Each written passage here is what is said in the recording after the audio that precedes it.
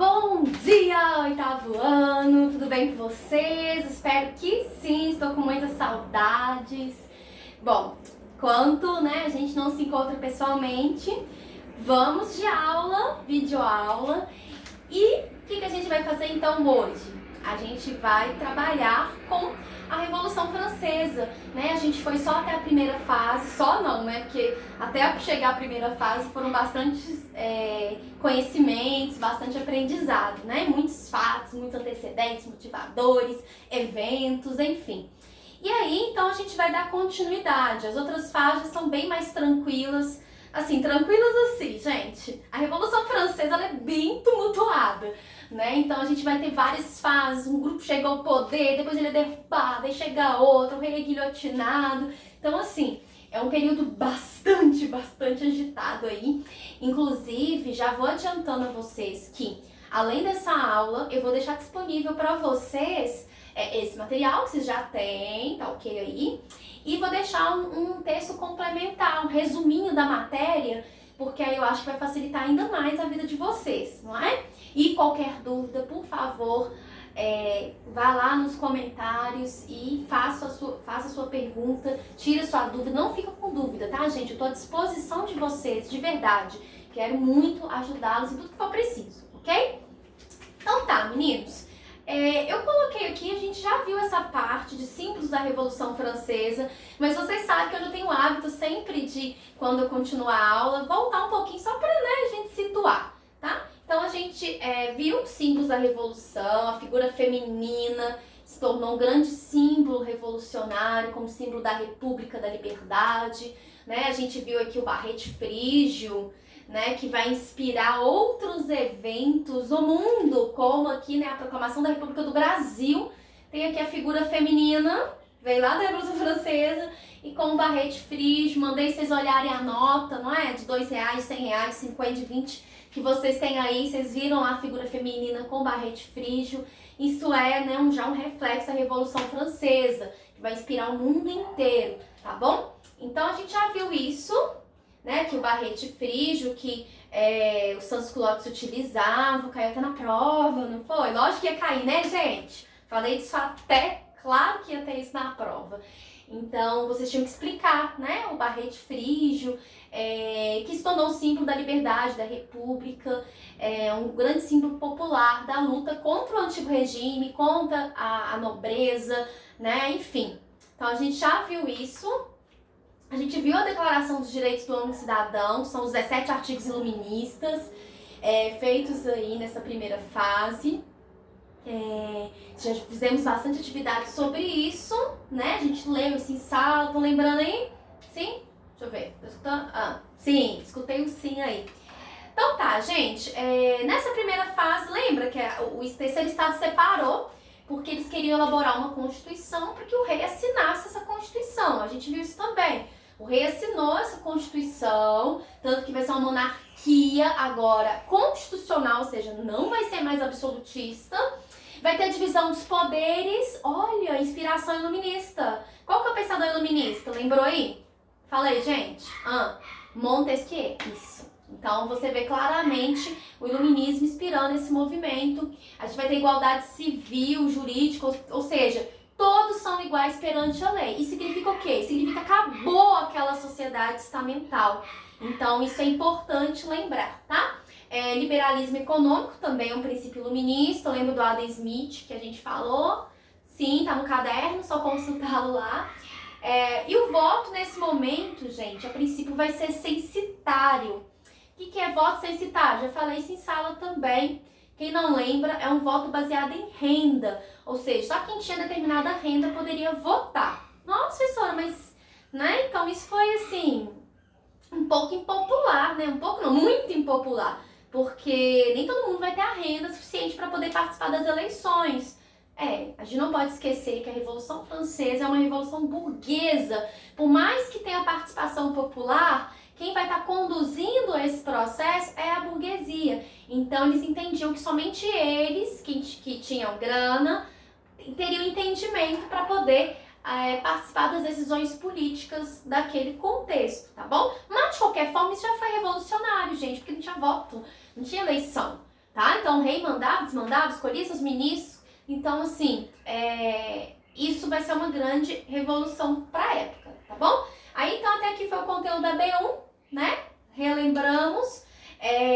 A gente vai ter nessa primeira fase, né? Não cobrei isso na prova, mas só pra gente lembrar, já que eles estavam lutando contra o antigo regime, então eles vão determinar uma série de medidas contra o antigo regime. Então, por exemplo, ainda existia, gente, traços feudais na França. Vocês lembram disso, o sétimo ano? Feudalismo, uma produção que era voltada para o mercado, igual a burguesia gostava? Não, era uma produção voltada para a subsistência. Então, a burguesia que estava conduzindo esse processo quis acabar de vez com essa relação feudal ainda existente na França, tá? Mesmo a gente não estando lá na Idade Média.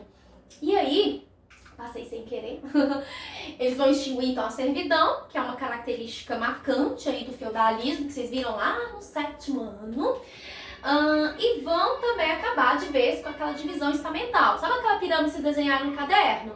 Aquela pirâmide estamental lá? Então, acabou aquilo de ver uma de vez por todas, acabou, chega, né? Não existe mais primeiro, segundo e terceiro estado, ok? Lembra da Constituição? Todo mundo é igual perante a lei? Então não tem pirâmide social, não tem sociedade estamental. Acabou isso.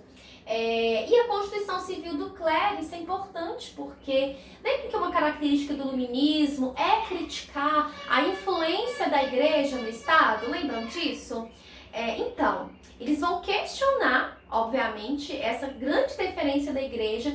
Então, o que eles vão fazer? Os membros da igreja lá na França vão se tornar membros do Estado. Eles devem obediência ao Estado. Então, isso vai mostrar o quê? Que o Estado está acima da igreja católica. Isso é uma característica iluminista que eles vão absorver, ok? Estão conseguindo acompanhar? Espero que sim.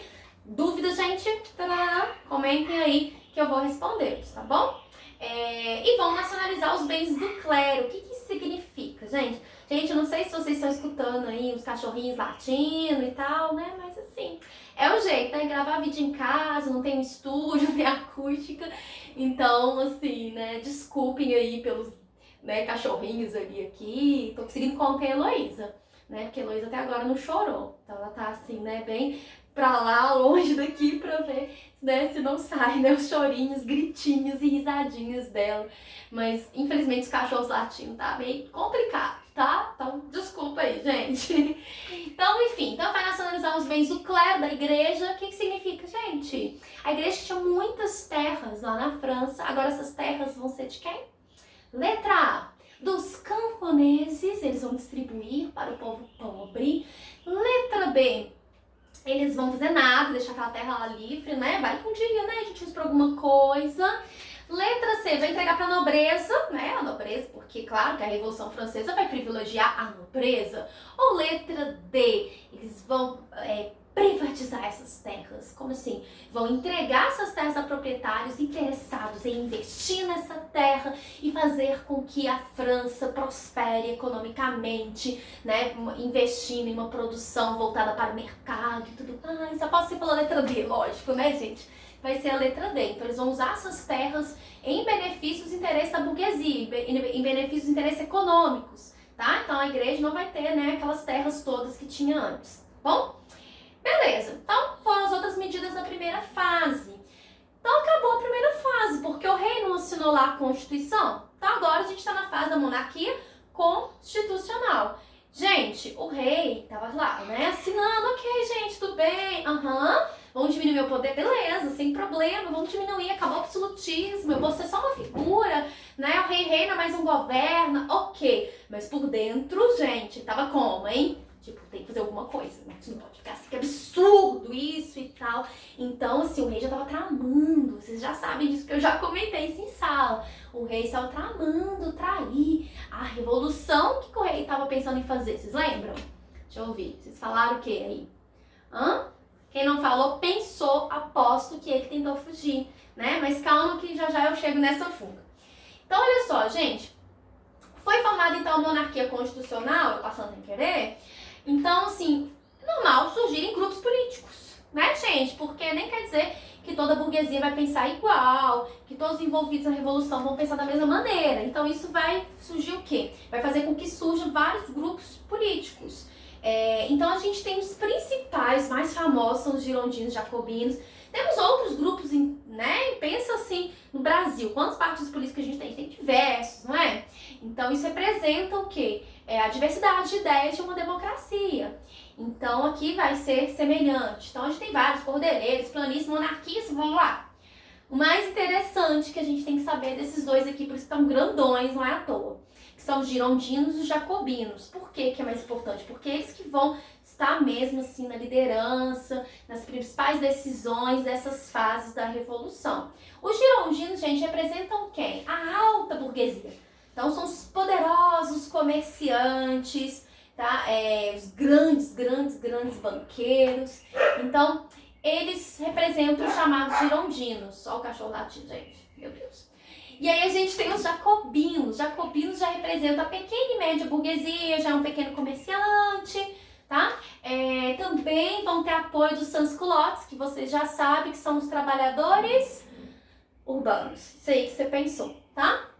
Então eles vão ter apoio. E qual que é a grande diferença de um para o outro? Os girondinos são conhecidos por serem mais conservadores, gente. Por que mais conservadores? Para eles, acabou com o absolutismo? Ok, tá ótimo. O jeito que até então, tudo que foi feito tá maravilhoso para eles, tá? Agora, os jacobinos vão falar o seguinte, como eles representam mais a ala popular, né, a pequena, média burguesia, eles querem mais, muito mais. Já que estamos no poder, vamos fazer muito mais.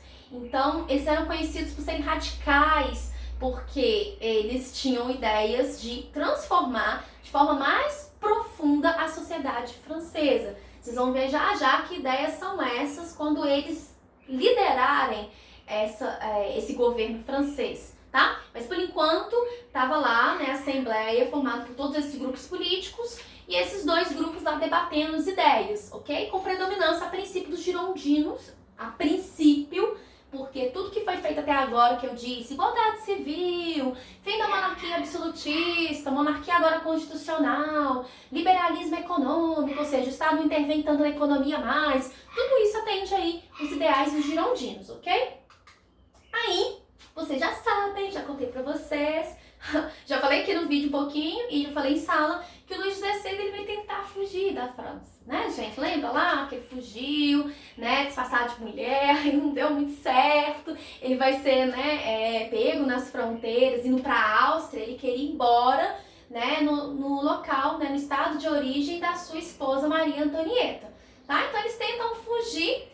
E aí, como eles são capturados, eles vão ser presos, vão ficar presos no palácio aguardando julgamento. E aí, gente, essa notícia corre. Na hora que o mundo fica sabendo que o rei está preso, gente, isso pra época era muito audacioso, até hoje, né? Imagina prender o rei, assim. Então, a Áustria, por exemplo, que era o país de origem da Maria Antonieta, vai declarar guerra contra a França. E aí ela vai chamar junto seus vários aliados, entre eles a Prússia.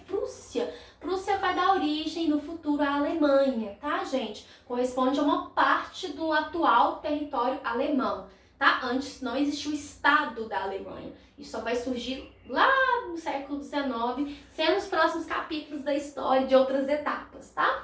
Então, a Áustria e Prússia vão declarar guerra contra a França, vão, né, tentar invadir a França para acabar com a Revolução.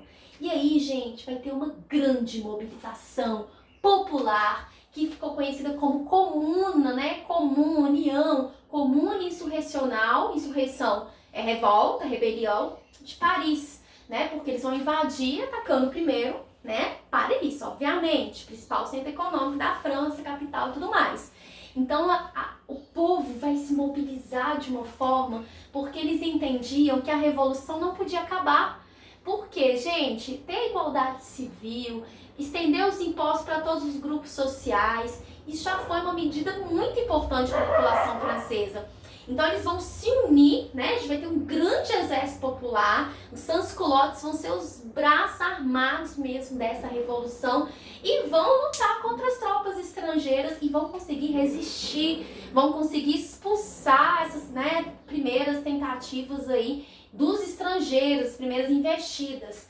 Então, o rei tá preso, a França em batalha e o rei governando. Se não tem mais rei governando, eles mudaram a forma de governo para a república. Então a monarquia foi substituída para a república.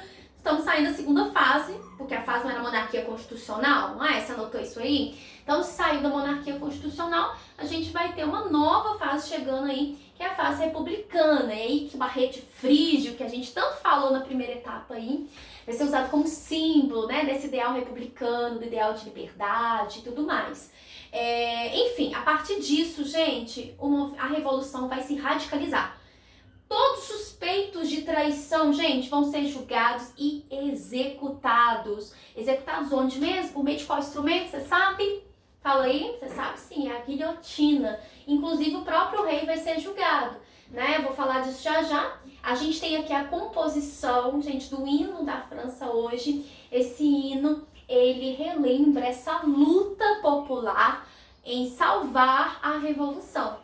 Então você vê alguns trechos aqui, por exemplo, olha, o sangrento estandarte ou sangrenta bandeira da tirania contra nós já está levantado. Então marchemos, vamos lutar contra essa tirania, contra o absolutismo, autoritarismo e tal. E aí nesse trecho fala, olha, marchemos que um sangue impuro banhe o nosso solo. O que seria esse sangue impuro que banha o nosso solo? Eles estão fazendo referência a que evento? A invasão estrangeira, né, que tentou lá, que eu disse, a Áustria, a Prússia, tentaram acabar com a Revolução. Então, o hino da França atual, ele faz referência a esses eventos aí, olha que legal, tá? Já ouviu o hino? É muito bonita a macereza, tá? Então, faz parte desse contexto. Aí, gente, então, na terceira fase, a gente não chama de república, porque tinha um nome, né, de quem estava governando a França, não era uma pessoa só. Era uma convenção, né? Era um grupo representado pelos girondinos, jacobinos e aqueles partidos todos. Essa convenção nacional vai passar a governar a França. E aí eles vão julgar o rei Luís XVI e a Maria Antonieta. E vocês sabem o desfecho deles, né, gente? Infelizmente deu ruim aí. Eles vão ser guilhotinados. E aí a gente vai ter essa fase mais radical da Revolução Francesa. Porque pensou diferente, guilhotina. Pensou diferente, não, guilhotina. E guilhotina, e guilhotina, e nesse milhares de pessoas foram assassinadas aí por serem acusadas de traição, de opositores à Revolução, tá bom? Então, a gente vai ter a primeira república na França, né? Acabou aquela monarquia. Aqui tem imagenzinhas, né, gente, super pesadas, tá? Gravuras, assim, clássicas que mostram, né, o rei, tadinha, a cabecinha dele, tchau, né?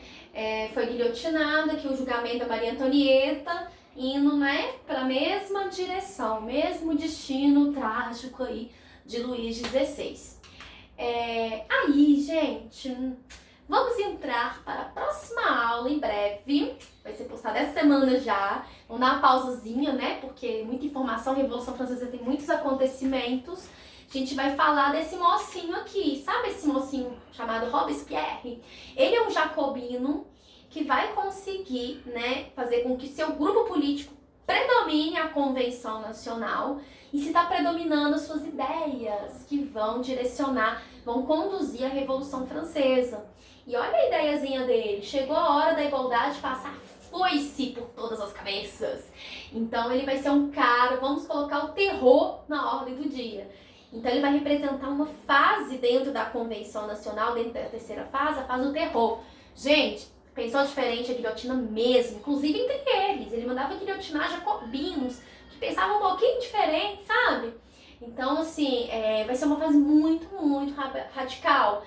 Inclusive, né, tem um memezinho aqui super bom, né, a gente tem aqui o tira-dentes e o tira-pescoços, porque ele aí liderando os jacobinos, liderando a Convenção Nacional, ele vai pôr mesmo o terror, ao ponto, gente, eu vou mostrar aqui pra vocês, né, depois eu explico aquele slide anterior, ao ponto, olha só, o povo que vai apoiar, aí os jacobinos vai apoiar essa fase, o povo vai compor, gente, uma canção em forma de oração.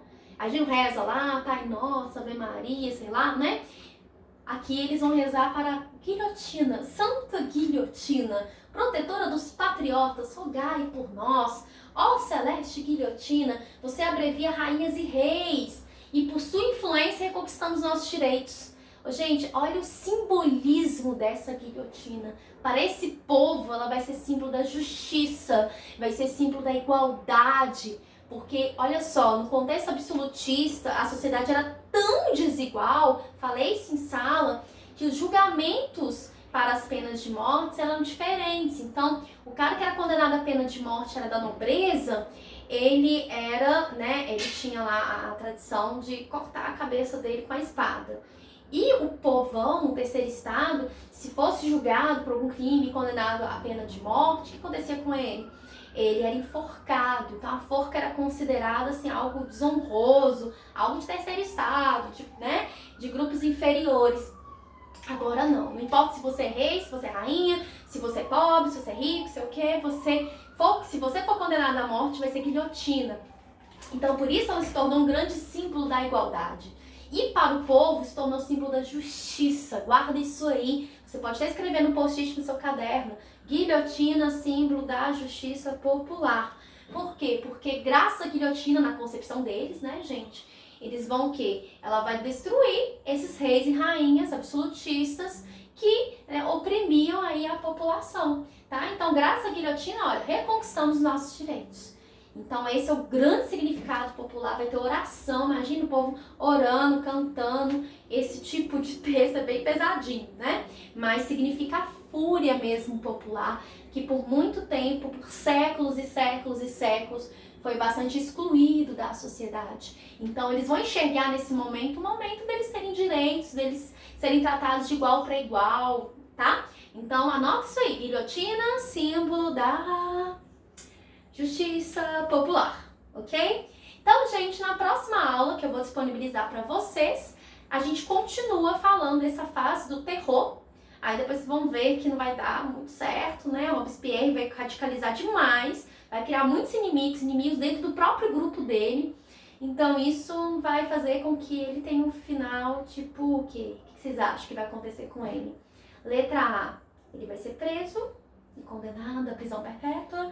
Letra B, ele vai desistir do movimento, vai embora, né? Chega, cansei, governar dá muito trabalho. Letra C, ele vai se exilar, ou seja, vai morar em outro país, tchau, revolução.